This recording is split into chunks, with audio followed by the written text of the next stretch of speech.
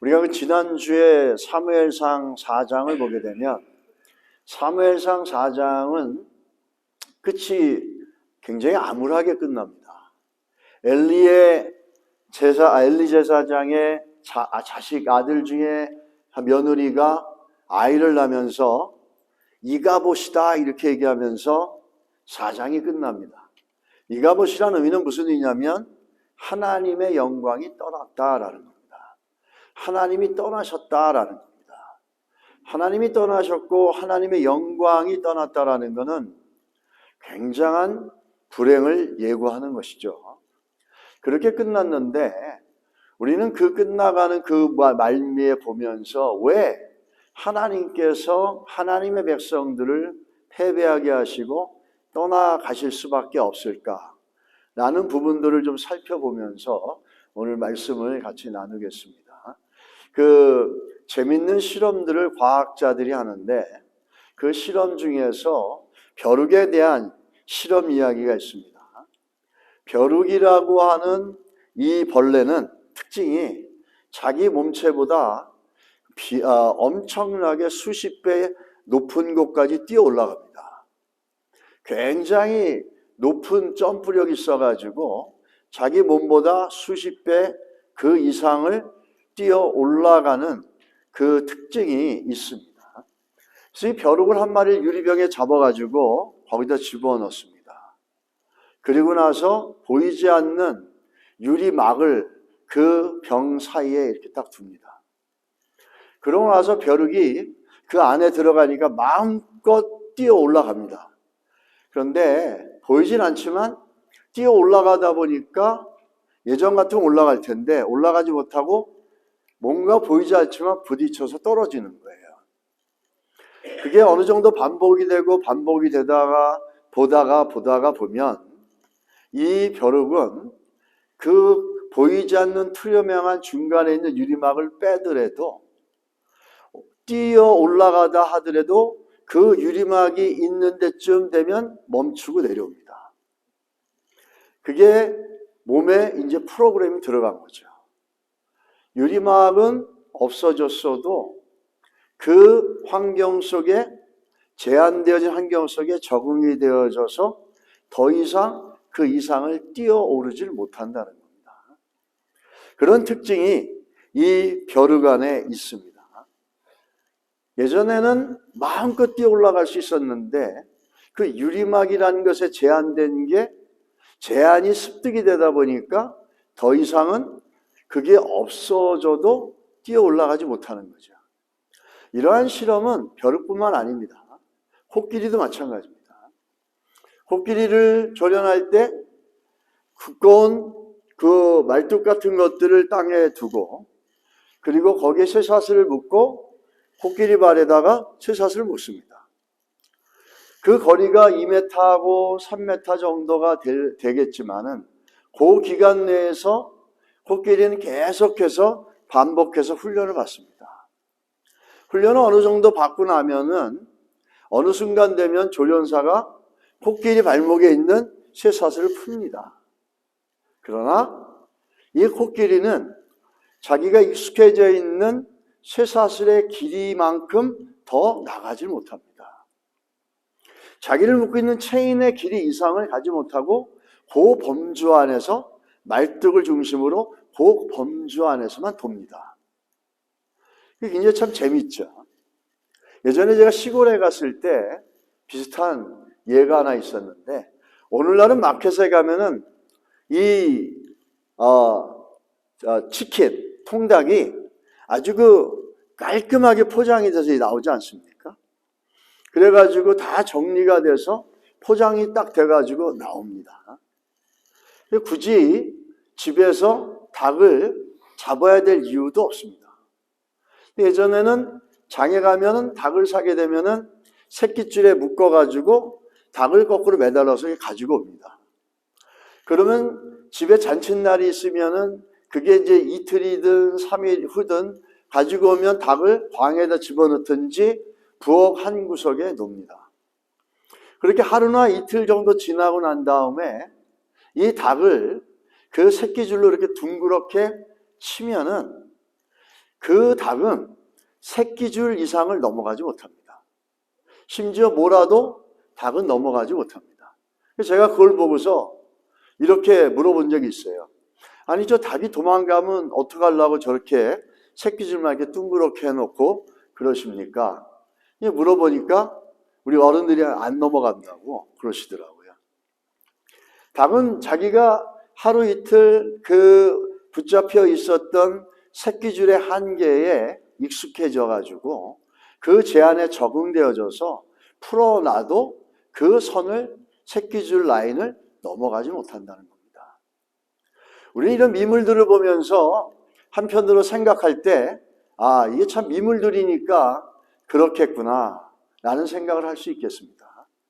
벼룩도 그렇고 닭도 그렇고 코끼리도 그렇고 이게 미물들, 짐승들이니까 그렇게 어리석게 그 제한된, 습득된 한계를 넘지 못하겠구나 라고 우리는 생각을 합니다. 그러나 우리 사람들도 이 미물이라고 하는 존재들과 별 큰 차이가 없습니다. 우리 사람들도 어떤 한계가 있냐면 자기라고 하는 이 리미테이션, 한계를 가지고 살아갑니다.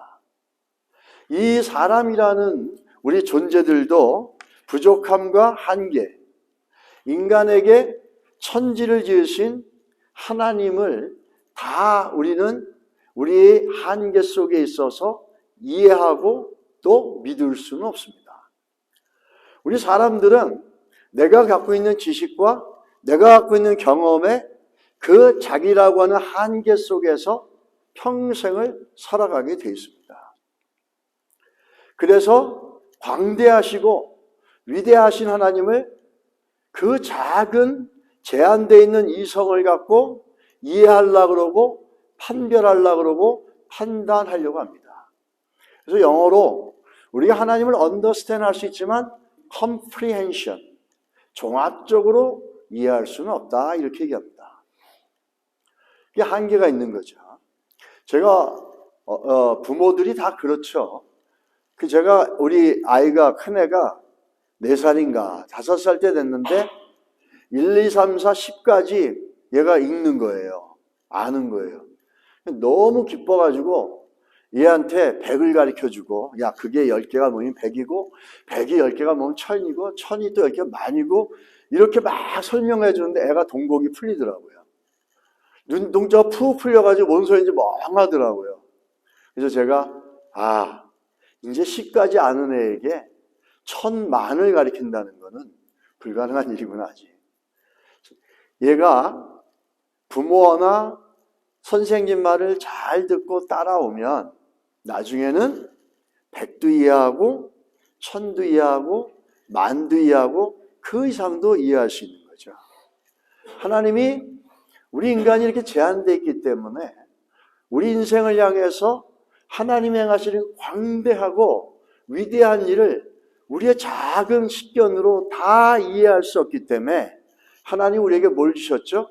믿음을 주셨고, 그래서 하나님을 신뢰하게 하셨고, 그리고 뭘 요구하십니까? 믿고 순종하고 따라오라는 겁니다. 다른 의미에서 순종하라는 게 아니라 이제 10가지 알깝게 못 세는 딸내미에게 1000을 10,000을 얘기한다고 해서 그 아이가 이해할 수 있겠습니까? 걔는 이해할 수가 없어요. 우리는 하나님 앞에 사람의 존재는 그런 겁니다. 우리가 하나님이 하시는 이 천지를 만드시고 우주의 역사를 이끌어 가시고 인간들이 아무리 정치를 하고 과학 문명이 발달했어도 그 뒤에서 인간사를 이끌어 가시는 하나님의 광대하고 위대한 것을 우리의 좁은 식견으로 좀 우리가 배운 지식으로 다 이해하고 판별할 수 있다고 생각하는 건 굉장히 어리석은 겁니다. 그래서 그 어리석은 한계를 뛰어넘게 하기 위해서 우리에게 주신 게 뭐냐면 은혜로 하나님을 신뢰하는 믿음을 주셨습니다. 할렐루야. 그 믿음을 주시면서 우리에게 뭘 요구하시냐면 순종을 요구하셨어요. 왜? 인간이 갖고 있는 생각으로 아무리 한다고 해도 하나님의 그 위대하심과 광대함을 우리의 작은 머리로 이해로 다 알 수 없기 때문에 그 한계를 뛰어넘을 수 있는 게 믿음이라는 겁니다. 그 한계를 어떻게 뛰어넘냐면 하나님을 신뢰하면서 순종해 나가다 보면 하나님이 하시는 것들을 이해할 수 있고 깨달아 아는 때가 있다는 겁니다. 여러분 그런 거 경험해 보지 않았습니까? 지금은 왜 내 삶 가운데 이런 문제가 있고 내가 왜 저 사람을 만나서 이런 고생을 하고 왜 저 사람들은 나에게 이러한 일들을 해가지고 해를 끼치고 아프게 하는가? 모릅니다. 그런데 시간이 좀 지나고 나면은 자연스럽게 그 상황을 재해석하고 새롭게 이해하면서 그 상황 속에서도 하나님이 계셨고 하나님의 은혜와 역사가 있었구나라는 것을 어느 정도 시간이 지나면서 알게 되는 일들이 저는 제 삶 속에 허다하게 많았었습니다. 우리가 하나님을 다 이해할 수 없기에 믿음을 주시면서 우리 한계를 넘고 우리 한계를 뛰어넘을 수 있는 통로를 주시고 그리고 그걸 통해서 우리에게 뭘 요구하시죠? 순종하고 따라오라는 겁니다. 10가지밖에 못 세는 제 딸이 어머니의 얘기와 아버지의 얘기와 선생님의 얘기를 잘 듣고 따라오면은 어느 순간이 되니까 100도 1000도 쉽게 이해가더라고요. 만도 이해하고 심지어는 나중에 되니까 내가 못 푸는 수학 문제를 척척 풀어내더라고요. 그건 뭐죠? 가르침을 잘 따라오고 순종해 나가고 또 이 사람을 선생님이 얘기하는 걸 잘 믿고 따라가면은 내가 발전할 수 있겠다라는 믿음이 있으니까 잘 따라오다 보니까 어느 순간인가는 그렇게 그 영역이 그 안에 있는 캐퍼시티가 확장이 되어버린 겁니다. 우리 하나님께서 우리에게 믿음을 주신 건 그런 한계를 뛰어넘을 수 있는 순종이란 걸 통해서 믿음을 통해서 순종하고 그러므로 하나하나 나갈 수 있게 하신 거라는 거죠. 그래서 순종이 복이라는 것은 바로 이런 맥락에서 할 수 있다는 거죠. 그런데 우리 인간은 자기라고 하는 한계 속에 갇혀져 있는 음물한 개구리 같은 존재입니다. 우리 사자성어에 보면 이 좌정관천이라는 말이 있죠. 음물 속에서 개구리가 하늘을 보는 거예요. 그 좁디 좁은 음물 속에서 하늘을 보면서 음물만큼의 하늘의 크기를 이해하고서 그것이 전부인 것처럼 알아가는 게 음물한 개구리의 한계고 비극이지 않습니까? 여러분과 저는 믿음이 없었다면은 우리가 배운 지식과 경험과 이런 나라고 하는 한계 속에서 그렇게 좌정관천, 음울한 개구리처럼 내가 만들어 놓은 그 한계 속에서 그냥 허덕이며 살아갈 수 있었을 겁니다. 근데 하나님 믿음을 주셔서 우리는 저 우물 너머에도 세상이 있고 저 우물 너머에도 또 다른 하늘이 있다는 걸 알 수 있게 됐고 믿게 있게 됐다는 겁니다. 우리는 이 한계에 좌정관천 같은 존재인 우리 인간이 오늘 사무엘상 4장이 끝나면서 이가봇 하나님의 영광이 떠났다라고 하는 참으로 불행하고 암울한 미래를 그들은 맞이하게 됩니다. 직면하게 됩니다. 그 이유가 뭘까요? 그 자기 한계 속에서 음물한 개구리 같은 그 한계밖에 없는 그런 인간이 하나님의 법궤를 군림하려고 그러고 하나님의 법궤를 자기들의 임의로 마음대로 결정하고 선택하고 판단해 나가는 겁니다. 우리도 그러한 실수를 많이 할 수 있다는 거죠. 이렇게 그런 엄청난 우매한 짓을 저지른 이 이스라엘 백성들에게는 또 한 가지 문제가 뭐냐면 왜 그렇게 될 수밖에 없었냐면 가장 중요한 것은 그들의 내면에 무엇이 있느냐를 좀 살펴볼 필요가 있다는 겁니다. 결론적으로 보면 그들의 마음속에는 하나님의 백성 아닙니까? 하나님의 선택된 백성이에요. 하나님을 신뢰한다는 백성인데 근데 그들의 마음이나 이방인 블레셋 사람들이 하나님의 법궤를 대하는 거나 아무 차이가 없다는 걸 성경이 얘기하고 있다는 거예요. 예수를 믿는 우리나 예수를 믿지 않는 세상 사람들이나 하나님의 말씀에 대한 태도와 하나님의 나라와 진리와 십자가의 복음과 교회에 대한 태도가 전혀 차이가 없다면 이건 참으로 비극적인 거라는 거죠. 어떻게 알 수 있냐면 우리가 사무엘상 4장 3절에 보면 어떤 일이 있었습니까? 이스라엘의 장로들이 전쟁에서 패했다 그러니까 어떻게 하죠? 그들은 마치 하나님이 우리를 패배시켰다라고 하는 것처럼 당장에 가서 실로에 가서 언약궤를 가져와라. 그때 가져와라 할 때 가져와라 이 단어 가져와서 여기다 두면 우리가 그 언약궤 때문에 이길 수 있지 않겠느냐 이렇게 얘기합니다. 여기서 말하는 가져올 때 가져가다 이 단어 속에 그들의 마음이 있습니다. 밖에 가져와! 이런 거예요. 하나님이 우리가 오라 그러면 오고 가라 그러면 가시는 분입니까?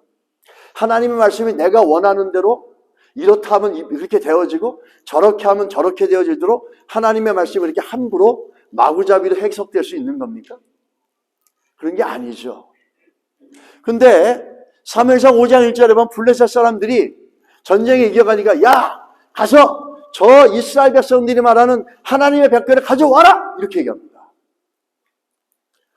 둘 다 공통점이 있어요. 이 공통점은 뭐냐면 그 다음 넘겨주시면 그 사무엘상 4장 3절에 보면 가져가다 그냥 영어로는 테이크예요. 이 히브리어로 보면은 라카으라 그래가지고 이 뭘 얘기하냐면 굉장히 함부로 가볍게 대하는 거예요. 이런 거 있잖아요. 예전에 학교 다닐 때 엄마 나 오늘 끝나고 나서 공부 더 해야 되는데 라면 사 먹을게 돈 좀 주세요. 그럼 우리 어머니가 야 저 쌀통 위에 지갑 있으니까 가져가 이렇게 얘기합니다. 네 필요를 위해서 그 필요하니까 그 돈 가져가 갖고 와서 사 먹어라. 물론 그렇게 얘기할 수 없지만 굉장히 가볍고 쉽게 얘기하지 않습니까? 이스라엘 백성들이 하나님의 법궤를 대할 때도 마찬가지 그런 거예요. 야 건영아 밭에 쌀통 위에 100원 있으니까 1000원 있으니까 그거 가져와서 라면이나 사 먹어. 그런데 이스라엘 백성들이 그런 이스라엘 백성들도 그렇고 이 믿지 않는 이방인 블레셋 사람들도 마찬가지인 거예요. 야 그거 가져와봐. 그까짓 거 가져와. 이스라엘 백성들 우리한테 지금 전쟁이 망했는데 가져와가지고 우리가 믿는 다곤이라고 하는 신이 이 이스라엘 백성의 하나님이라고 하는 여호와 하나님보다 더 위대하고 강하다는 걸 보여주자. 가져와라. 우리가 이겼다. 우리가 믿는 다곤이 이겼으니까 그까짓 거 전쟁의 전리품이고 노약품 아니냐? 가져와서 우리의 승리를 자축하고 우리의 신이 더 크다는 거, 더 높다는 거를 우리가 알게 하자. 근데 이 마음의 의도와 의중이 하나님의 백성이었던 이스라엘 백성이나 하나님을 믿지 않고 우상을 섬기는 블레셋 사람들이나 똑같다는 게 이게 불행이라는 겁니다. 하나님을 섬기고 있고 하나님의 백성이라고 하는 언약의 chosen people, 이 이스라엘 사람들 선택된 백성들이 이방 사람들이 하나님의 법궤를 대하는 거와 하나님의 백성이란 이스라엘 백성들이 하나님의 법궤를 대하는 거 아무 차이가 없다는 거예요. 그 내면은 똑같은 거예요. 필요를 위해서 써야 되겠다. 가져와라. 이쪽에는 우리가 이겼으니까 전리품을 우리 가져갈게. 그래서 우리의 영광을 위해서 이걸 사용할게. 얼마나 가볍고 얼마나 함부로 대하는 겁니까? 여러분, 하나님의 최소한 하나님의 백성들은 하나님을 향한 태도나 하나님을 향한 마음이나 말씀과 진리를 향한 태도는 세상 사람들과 분명히 다른 부분이 있어야 될 줄 믿습니다. 그렇게 했던 거죠. 하나님 우리에게 세상 사람들과 다른 마음, 하나님을 향한 다른 태도를 갖게 하기 위해서 뭘 주셨다 그랬죠? 믿음을 주시지 않았습니까? 그들이 볼 수 없는 걸 우리 믿음으로 보고 순종해 갈 수 있지 않습니까?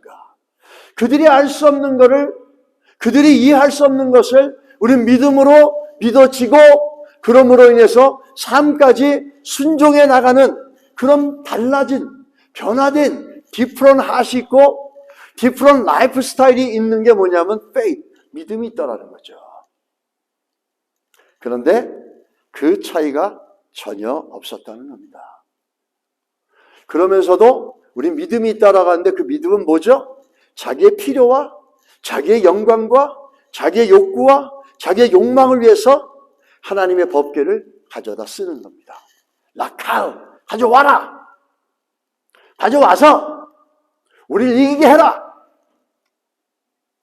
우물한 개구리 같은 존재가 하나님의 은혜를 줘서 믿음을 줬는데 하나님의 은혜를 줘서 하나님의 백성으로 만들었는데 그 교만함이 하늘을 떠나서 어떻게 합니까? 하나님의 법궤에 군림하는 겁니다. 하나님을 좌지우지하는 거죠. 저는 개인적으로 성경을 많이 아시고 그런 것도 중요하지만 우리가 하나님을 향한 태도, 하나님 말씀을 향한 태도는 더더욱이 중요합니다.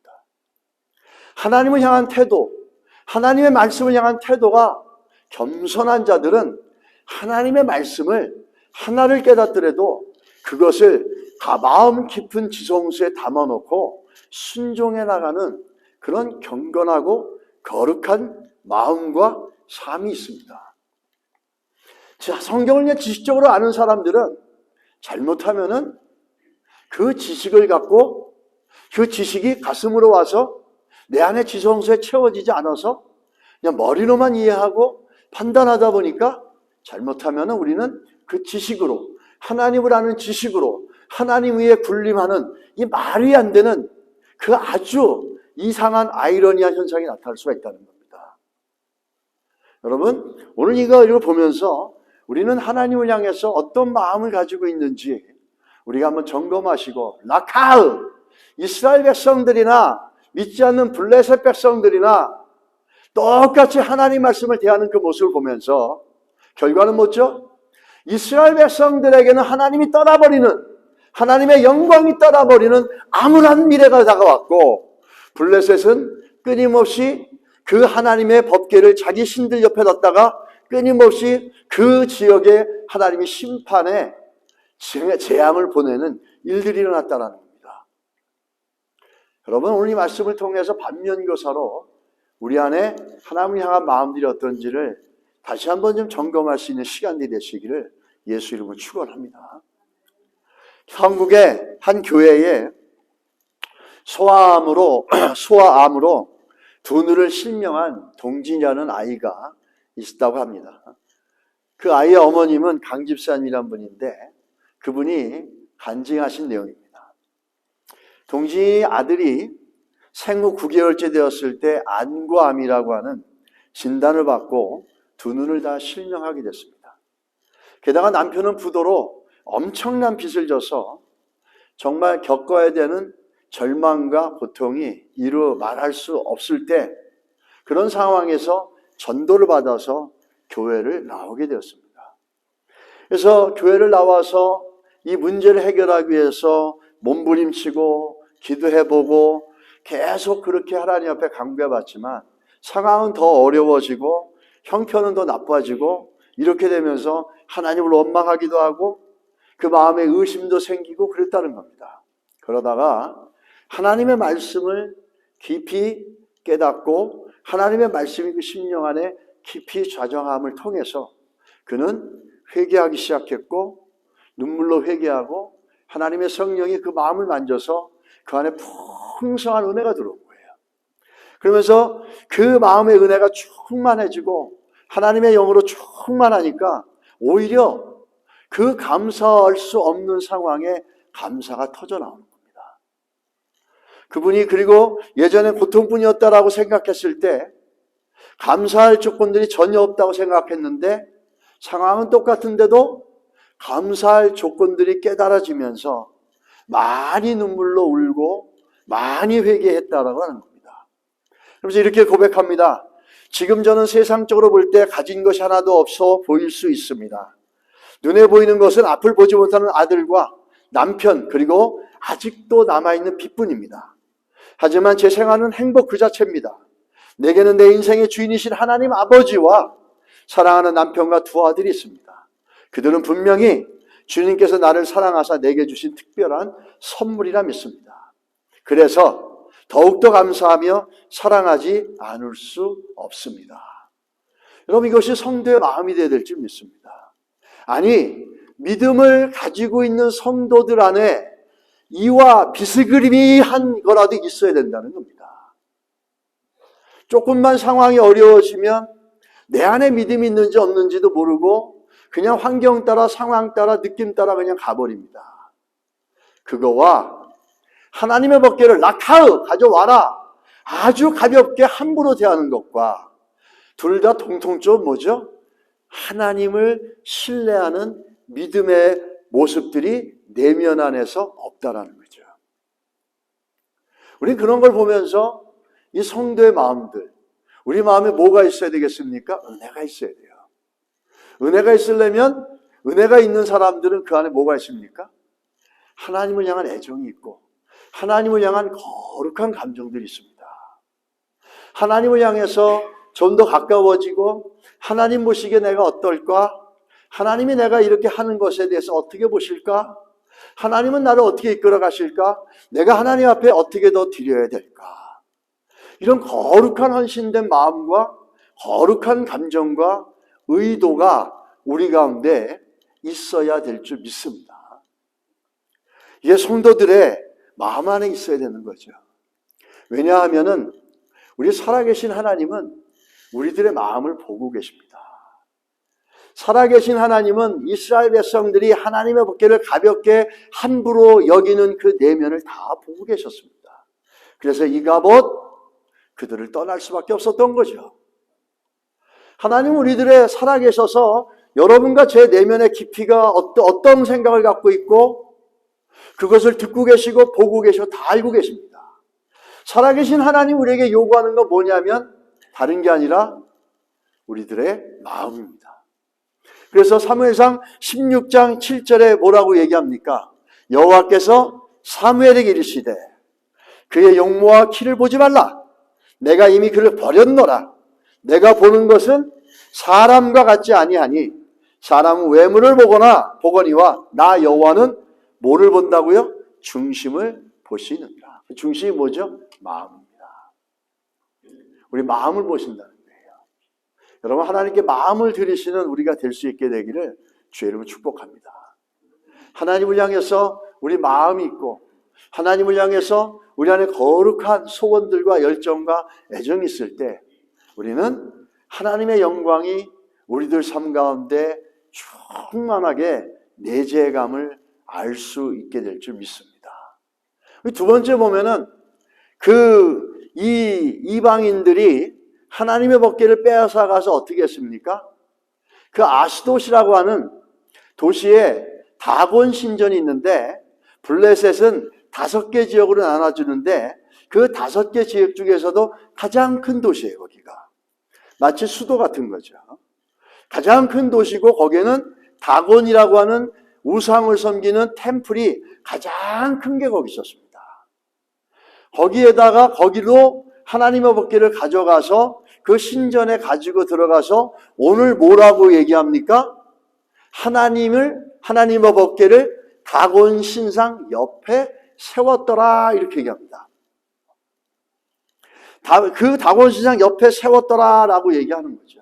그 이유는 이 블레셋 백성들은 하나님과 이방신 자기가 믿는 그 두 신은 똑같은 걸로 알고 자기네가 전쟁에 이겼으니까 이스라엘의 하나님은 우리의 신보다 못하다라고 했는지 모르겠지만 그 옆에 갖다 놨어요. 전리품처럼. 그런데 여기에 참으로 중요한 게 있다라는 거죠. 이 블레셋 사람들은 인정할 수 없고 이해할 수 없었지만 하나님 법궤를 우상이라고 하는 다곤이라고 하는 우상의 신상 옆에다가 하나님 법궤를 갖다 놓은 것은 아주 중요한 우상 숭배의 개념을 보여주고 있습니다. 아주 중요한 우상 숭배가 뭔지를 잘 보여주고 현대 크리스찬들이 가지고 있는 우상 숭배가 어떤 것인지를 아주 잘 보여주고 있는 내용이에요. 우리는 우상숭배가 뭐냐고 얘기할 때 그렇게 다곤신 같은 거 옛날 한국에 가면은 동네마다 천하대장군, 지하 여장군 있고 성황당이 있고 그다 지나가다 돌 세워놓고 기도하고 하지 않습니까? 우리는 그런 것만 있는 거를 우상숭배로 생각할 수가 있습니다. 그런데 사실 오늘 이 본문의 말씀은 우리 출애굽기에 가면은 10계명에 가서 보면 뭐가 있습니까? 10계명 20장 1절, 이게 1계명입니다. 뭐라고 얘기하죠? 너는 나 외에 다른 신을 내게 두지 말라. 이게 무슨 말이냐는 거죠. 너는 나 외에 다른 신을 내게 두지 말라. 근데 영어 성경에 보면 이렇게 얘기해요. You shall have no other gods before me. 이렇게 얘기합니다. 이게 무슨 얘기냐면은 가치의 문제예요. 가치의 문제. 하나님을 다른 어떤 것과 동등하게 여기거나 같이 여기지 말라는 겁니다. 할렐루야. 하나님의 가치를 다른 어떤 것과 동일하게 여기고 동등하게 여기고, 그래서 어떤 것은 하나님과 동등한 가치를 만들고 또 어떤 가치를 향해서 하나님을 그와 동등한 가치로 만들지 말라는 겁니다. 하나님은 하나님이세요. 글자 그대로 유일하신 분이에요. 한 분밖에 없는 분이에요. 세상에 어떤 것과도 필적될 수 없고 비교될 수 없는 분이에요. 그분은 유일한 하나님이세요. 그런 만왕의 왕이시고 만군의 주시시고 세상 만물을 창조하신 분이시고 그 어떤 것들과도 어떤 얘기입니까? 동등하게 여기는 것, 어떤 것이라도 하나님과 동등하게 여기는 것, 50대 50으로 그렇게 여기는 것, 그게 우상숭배라는 거예요. 그래서 누가복음 16장 13절에는 뭐라고 얘기합니까? 두 주인을 섬길 수 없다는 거예요. 이유가 뭐죠? 하나를 미워하고 저를 사랑하거나 이를 중히 여기고 저를 경히 여긴다는 거예요. 이 말은 이겁니다. 하나님을 사랑하면 다른 것들로 하나님과 같은 가치로 여길 수 없다라는 거예요. 하나님을 사랑하면 하나님과 동등되어지는 것들을 용납할 수 없다라는 거예요. 하나님을 신뢰하고 사랑하면 그 어떤 것도 내 삶 가운데 하나님과 동등한 가치로 올라오는 것들을 허락할 수 없다라는 겁니다. 너무너무 중요한 거죠. 합리적으로 생각할 때 목사님, 반은 하나님 믿고 반은 다른 거 믿으면 얼마나 내 인생이 좋겠습니까? 그게 가나안 땅에 들어간 이스라엘 백성들의 모습이에요. 반은 풍요의 신 바알을 믿고 반은 야훼 하나님을 믿는 거예요. 반은 돈을 믿고 반은 하나님을 믿어요. 반은 내 능력을 믿고 반은 하나님을 믿어요. 이거는 정확하게 얘기하면 우상숭배고 하나님을 믿는 게 아닙니다. 다 뭐죠? 자기적으로 하는 거 아니에요. 자기적으로 하고 반은 하나님 믿고 반은 돈을 믿고 세상 가치관 반 믿고 반은 하나님 믿습니다. 이거는 하나님 안 믿는 겁니다. 그건 합리적인 게 아니에요. 합리적인 것이 신앙적인 것이 될 수 없습니다. 신앙적인 건 합리적일 수 있습니다. 합리적인 거는 신앙적인 게 될 수는 없어요. 꼭. 반은 오늘 본문 보십시오. 같이 갈 수 없다고 그러잖아요. 하나를 사랑하면 하나를 미워하게 돼 있어요. 돈을 사랑하면 하나님을 미워하게 돼 있고 하나님을 사랑하면 돈을 미워할 수밖에 없고 돈을 하나님과 동등한 가치로 올릴 수가 없다라는 거예요. 그냥 가치의 문제를 얘기하는 거거든요. 하나님만이 유일한 생명의 가치고 우리 인생의 모든 걸 주관하시는 주관자시고 역사를 이끌어 가시는 유일한 가치가 하나님 한 분만 있으시다는 겁니다. 이게 우리의 고백이 되어야 될 줄 믿습니다. 이게 믿는 자들의 고백이라는 거죠.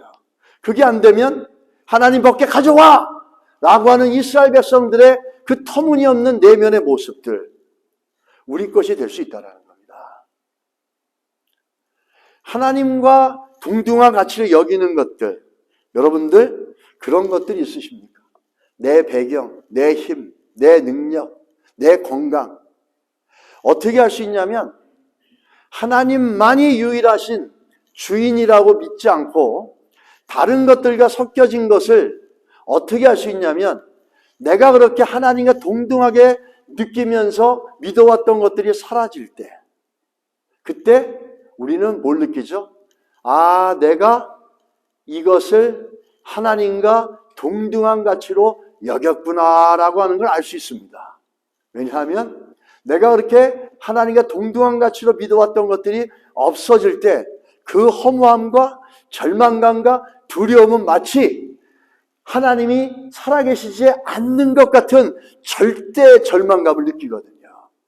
그 얘기는 그거를 하나님과 동등하게 믿었기 때문에 마치 하나님이 없는 것처럼 절망하고 또 그것에 아주 절체절명을 느끼면서 소망이 끊어진 것 같이 느껴지는 겁니다. 그래서 때로는 실패가 필요한 게, 그 실패를 통해서 우리 안에 있는 이 하나님은 어떤 하나님이신지, 정말 순수하게 하나, 유일하신 나의 하나님이시고 유일한 가치시고 유일한 능력자시고 나의 의존자 되시는 분이신지, 아니면 그거 50, 이거 50을 같이 믿고 왔다라는 것, 요거 50, 하나님의 다른 거 50을 믿었다라는 건 뭐죠? 안 믿는 겁니다. 하나님을. 이거를 사랑하면 이걸 얻을 수 없고, 이것을 사랑하면, 하나님을 사랑하면 이것이 같이 있을 수가 없거든요. 그런데 그게 없어지는 실패가 있으면 그때 가서, 아, 내가 하나님이 없었구나, 내 안에. 내가 하나님을 유일한 가치로 믿지 않았구나라는 것들을 실패하고 내가 믿었던 것들이 무너질 때 그때 깨달게 되는 겁니다. 우리는 때로는 그래서 실패하는 것 속에서 내 안에 무엇이 있는지를 볼 수 있기 때문에 하나님은 성경을 통해서 그것이 복이다 이렇게 얘기합니다.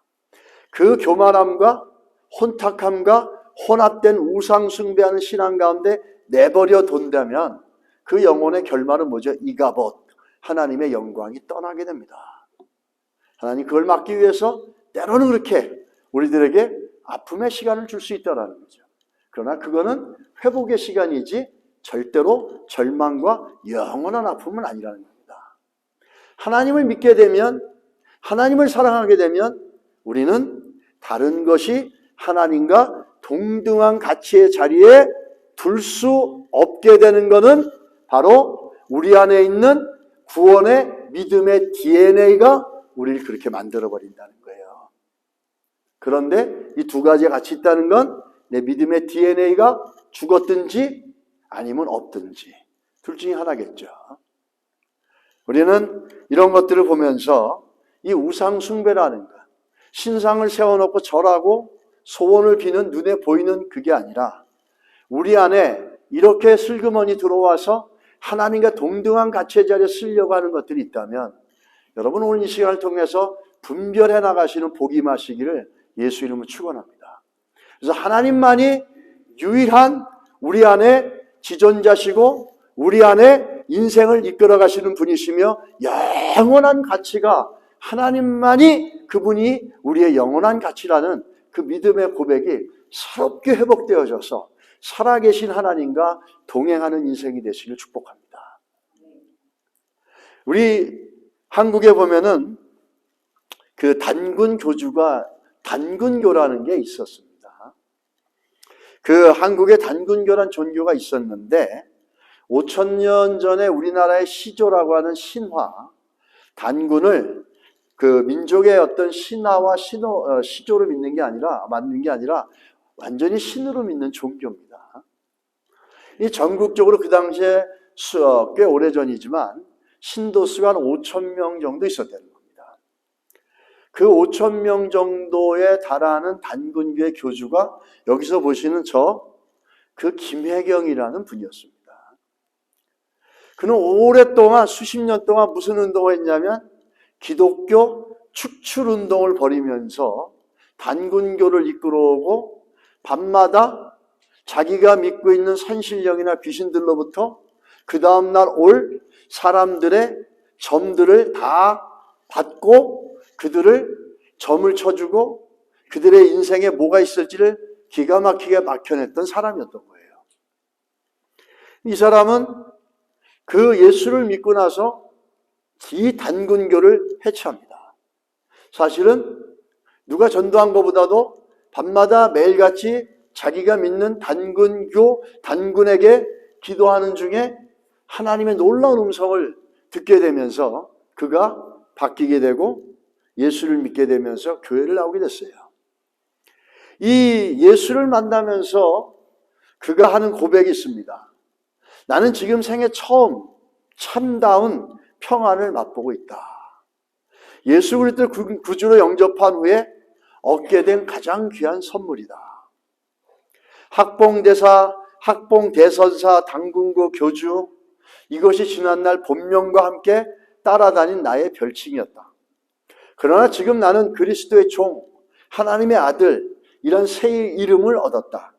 학문의 최고봉이라고 하는 학봉, 대선사나 신적 존재로 인정되는 교주에 비하면 종이니 아들이니 하는 명칭은 세상적으로는 보잘것이 없으나 나는 더할 나위 없는 기쁨과 보람을 느낀다.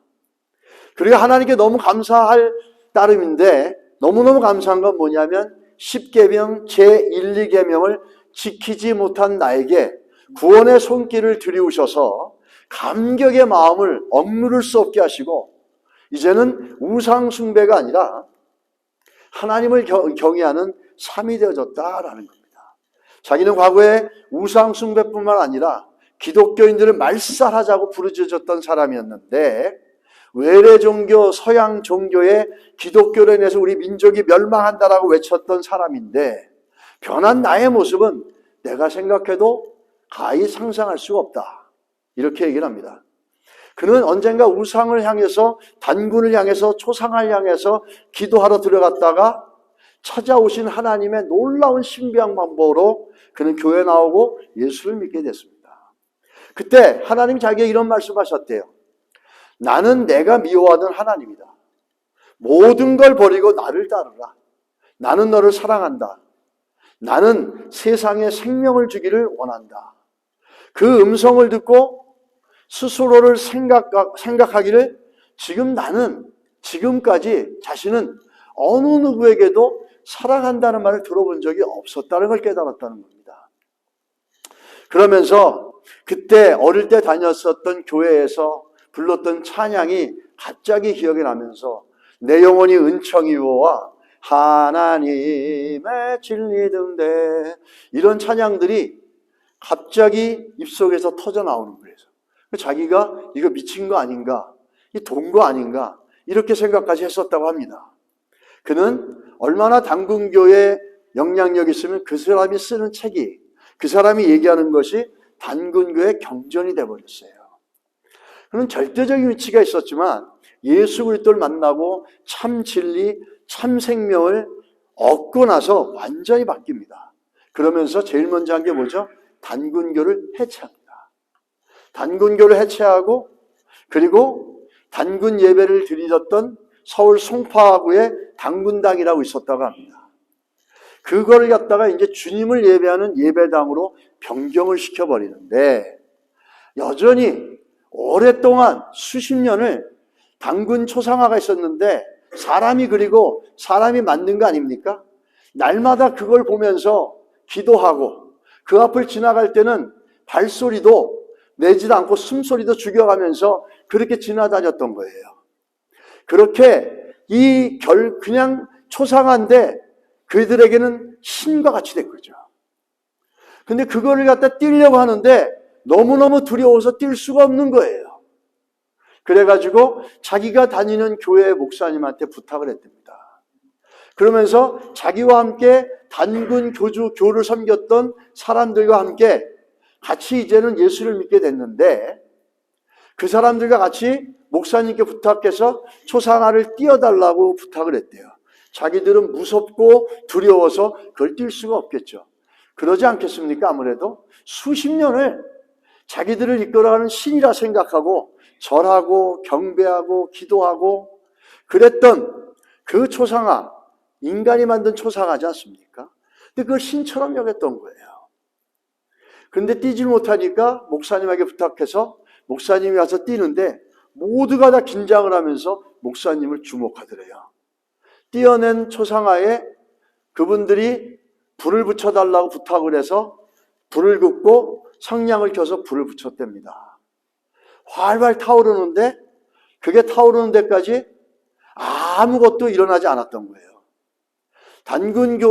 단군교의 이 사람들은 그 단군이 신이 이 목사님에게 저주라도 내리면 어떡할까 하고 긴장하며 보고 있었던 거예요. 근데 아무런 일도 일어나지 않은 거예요. 그렇게 해가지고 그 단군 교주로 있었던 사람과 몇몇 사람들은 개종을 하고 그것은 하나님을 예비하는 자가 되면서 그는 이 책을 내게 됩니다. 내가 그 사탄의 왕관을 벗었나이다 라고 하는 그 책을 내리게 되죠. 여러분, 여기서 한 가지 주목할 것은 이겁니다. 이렇게 우상을 섬기는 일, 또 하나님을 섬기는 일이 아니라 우상을 섬겨가는 이 부분들을 좀 보면서 한 가지 우리가 기억해야 될 게 있습니다. 오늘 그 말씀처럼 정말 이렇게 우상을 섬기는 것과 하나님의 일을 섬기는 것은 간직할 수 없다는 게 뭡니까? 이건 좀 아주 직접적인 얘기고 금방 눈에 보이는 거지만 그는 제일 먼저 하나님을 만나니까 제일 먼저 어떻게 하죠? 자기의 돈벌이가 됐고 자기의 모든 것들이 됐던 것들을 하루아침에 포기해버립니다. 그걸로 정치, 경제에 아주 고위급 인사들에게 신처럼 추앙을 받아왔고 수백, 수천만 원의 돈을 받아왔던 사람이에요. 그런데 하나님을 만나고 예수를 만나니까 그걸 깨끗하게 포기하고 저버렸다는 겁니다. 하나님을 사랑하면, 하나님을 만나면, 하나님을 알면, 하나님을 믿으면 그 외 다른 것들이 동등한 가치로 쓸 수 없다라는 걸 보여주고 있다는 거죠.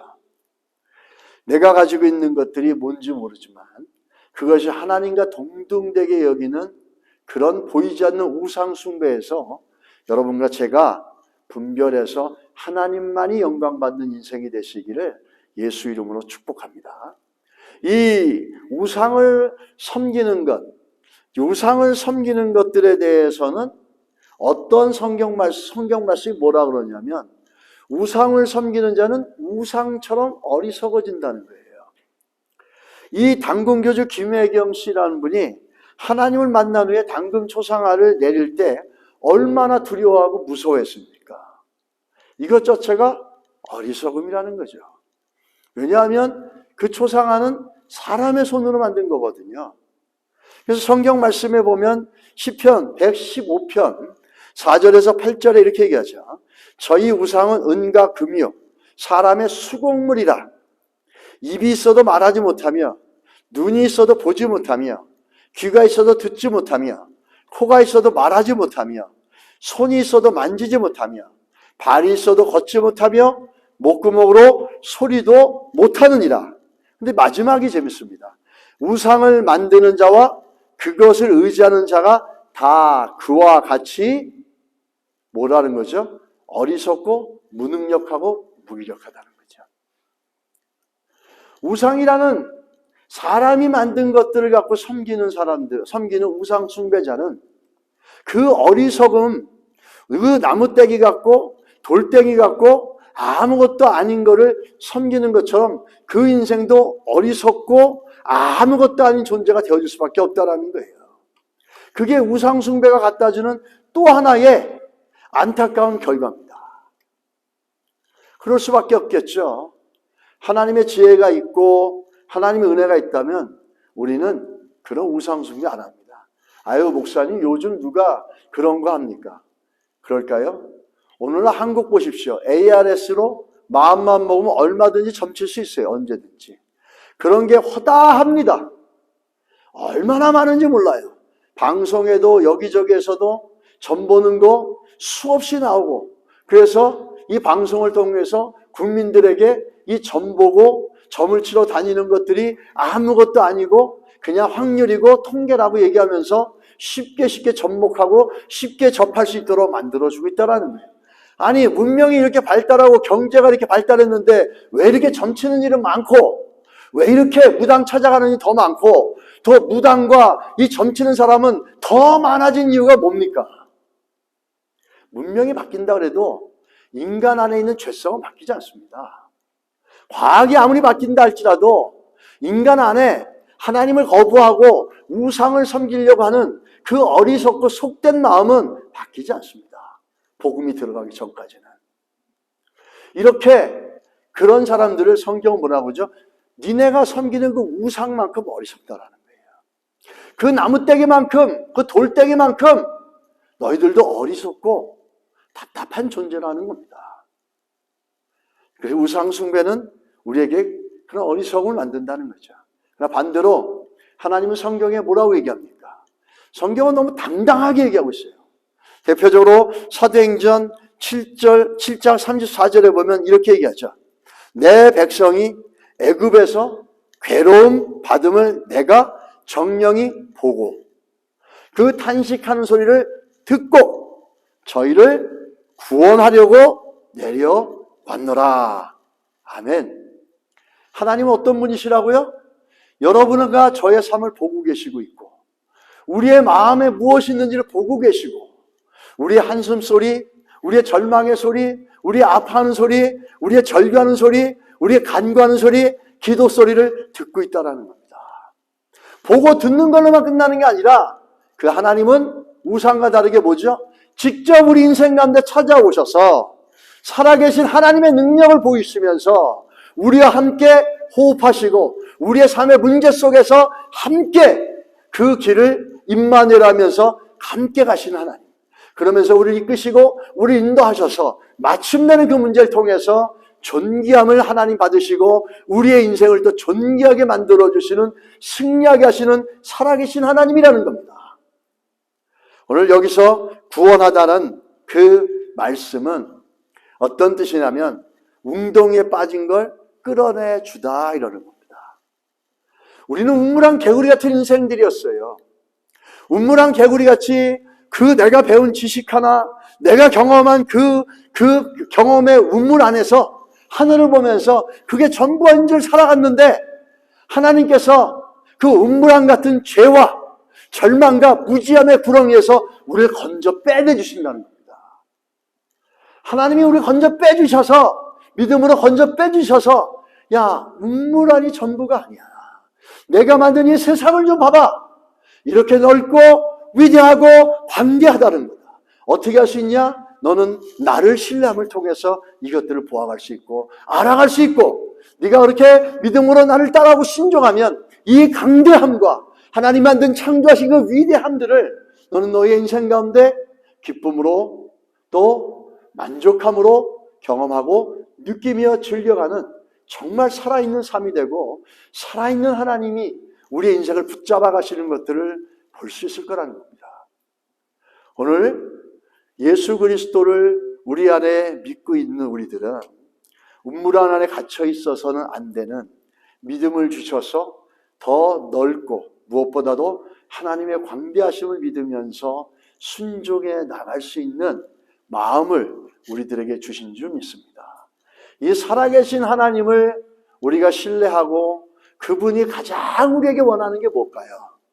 역사를, 인생을, 우주를, 만물을 창조하신 우리 하나님께서 우리에게 원하는 게 뭘까요? 여러분의 지식일까요? 여러분의 경험일까요? 여러분의 디그리? 그거 아닙니다. 여러분의 경험, 건강? 아닙니다. 하나님이 원하는 건 하나밖에 없습니다. 우리 안에 하나님을 경외하는 마음입니다. 그 마음을 하나님이 원하신다는 거죠. 우리 마지막으로 사무엘상 16장 7절 말씀 같이 읽고 말씀 마치겠습니다. 여호와께서 사무엘에게 이르시되 그의 용모와 키를 보지 말라. 내가 이미 그를 버렸노라. 내가 보는 것은 사람과 같지 아니하니 사람은 외모를 보거니와 나 여호와는 중심을 보시느니라 하시더라. 할렐루야. 아멘. 하나님은 여러분의 마음을 보십니다. 마음을 들이시는 우리가 되기를 주님의 이름으로 축원합니다.